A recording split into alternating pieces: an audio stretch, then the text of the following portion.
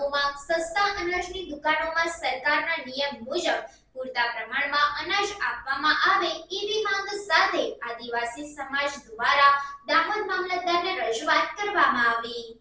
ગુજરાત સરકારે ગરીબી રેખા હેઠળ જીવતા નાગરિકોને અંત્યોદય અન્ન યોજના હેઠળ ચૂલો સળગી રહે તે માટે સસ્તા અનાજની દુકાનોમાં રાહત દરે અનાજ આપવાનું નક્કી કર્યું અને જનતાને પૂરતા પ્રમાણમાં જથ્થો મળી રહે તે માટે સ્લીપ આપવાનું નક્કી કરેલ છે। પરંતુ દાહોદ તાલુકામાં આવેલ તમામ ગામોમાં સસ્તા અનાજની દુકાનોમાં પૂરતા પ્રમાણમાં જથ્થો આપવામાં આવતો નથી અને સ્લીપ પણ આપતા નથી।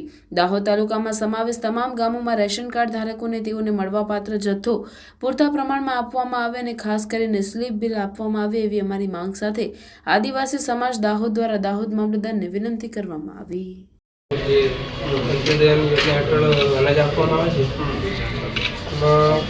રેશન કાર્ડ ધારકોને પક્કા બિલ આપવામાં નથી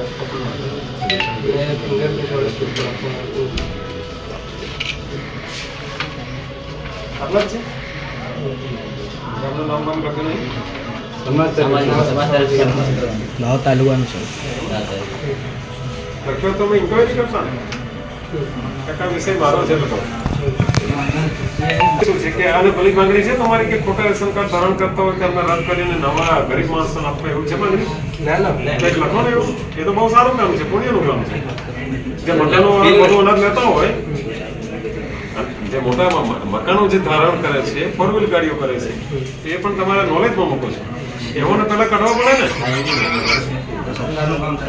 हाँ तो आज सरकार નું કામ છે, સરકાર માં કેવું સામાજિક રીતે સામાજિક નહીં, તમે સાચા છો પણ જય જવાહર, જય આદિવાસી, જય સંવિધાન। આજ રોજ તારીખ 29/1/2024 રોજ આદિવાસી સમાજ દ્વારા દાહોદ મામલતદાર સાહેબશ્રીને આવેદનપત્ર આપવામાં આવ્યું, જેમાં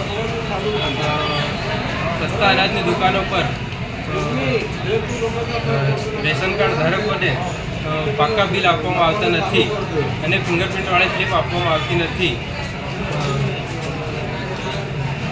તાત્કાલિક ધોરણે ફિંગરપ્રિન્ટવાળી સ્લીપ અને પાક્કા બિલ આપવામાં આવે એવી અમારી આદિવાસી સમાજ દ્વારા માંગણી છે।